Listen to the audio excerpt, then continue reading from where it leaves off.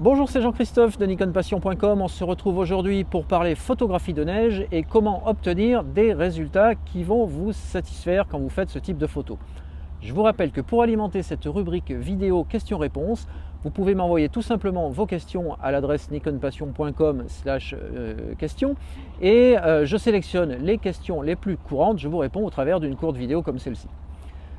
Alors voilà, l'hiver arrive, pour certains vous êtes déjà dans la neige, je pense à nos amis québécois, en France et en Europe ça va plus trop tarder, généralement pour la plupart d'entre nous. Et tous les ans à la même période, je reçois la même question et vous me dites généralement voilà, je comprends pas, j'ai acheté un réflexe, je pensais avoir un super appareil, j'ai fait plein de photos de neige et je suis déçu du résultat parce que c'est gris, c'est sombre, c'est moche, il n'y a rien qui va. Donc qu'est-ce que j'aurais dû faire? Quelle est l'erreur que j'ai commise? Alors sachez tout d'abord que quand vous faites une photo, le système de mesure de lumière de votre boîtier, ce qu'on appelle aussi la cellule, ce système-là, il mesure la quantité de lumière qui revient du sujet sur le capteur et il en déduit un trio vitesse, ouverture, sensibilité. Alors, vitesse et ouverture traditionnellement, sensibilité, depuis qu'on peut utiliser le mode ISO auto, je vous en ai parlé dans une vidéo précédente. Ce trio-là, donc ces trois valeurs, ça va donner au boîtier une indication qui va permettre d'exposer la photo correctement. Seulement, c'est quoi exposer correctement? C'est tout bêtement faire en sorte que la photo, la tonalité de la photo, la lumière pour le dire autrement, correspondent aux valeurs moyennes. Et les valeurs moyennes, c'est ce que l'on retrouve sur le fameux gris à 18%. Alors ce gris à 18%, ce sont c'est depuis que la photo existe, on se cale sur ces valeurs-là pour déterminer ce qu'est une exposition moyenne et sous-entendu correcte. Donc votre boîtier, lui, il fonctionne toujours comme ça, que ce soit un ancien argentique ou le dernier numérique à la mode, c'est le même principe, la cellule, il faut bien qu'elle se cale sur une valeur moyenne, c'est cette valeur moyenne du gris à 18%.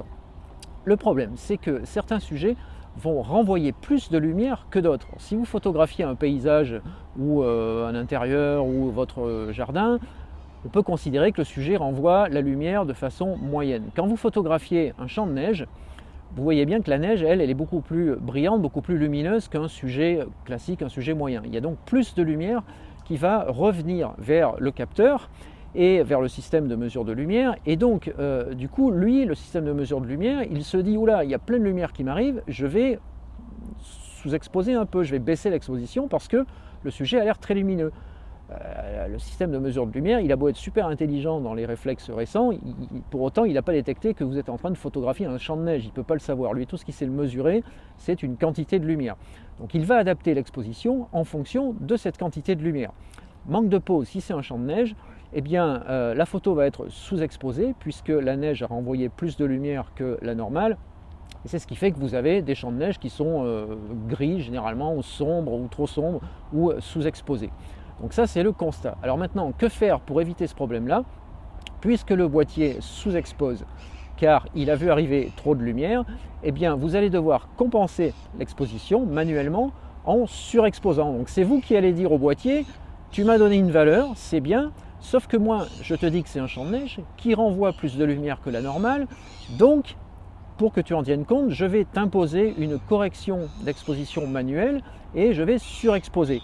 Alors typiquement, quand vous êtes dans cette situation-là, vous pouvez surexposer de plus de tiers de diaph, plus un diaph et demi sans trop de problème. Ça dépend un peu de la quantité de lumière, du soleil, du paysage que vous êtes en train de photographier.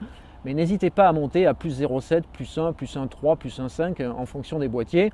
Vous pouvez aussi essayer de faire du bracketing d'exposition pour voir quel est le meilleur réglage à adopter. Donc ça, vous utilisez le correcteur d'exposition, je vous en ai parlé dans une vidéo précédente.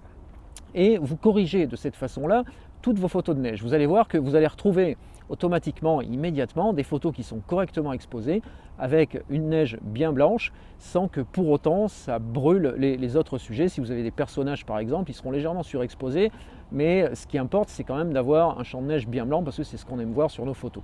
Voilà, donc en résumé, dès que vous photographiez un sujet qui renvoie plus de lumière que la normale, il vous faut compenser en termes d'exposition. Donc corriger manuellement avec le correcteur d'exposition de votre boîtier et monter à plus 0,7, plus 1, plus un diaph et demi de manière à retrouver l'exposition correcte. Je vous rappelle que vous pouvez continuer à m'envoyer vos questions à l'adresse nikonpassion.com/questions pour alimenter la rubrique et on se retrouve bientôt pour une prochaine vidéo.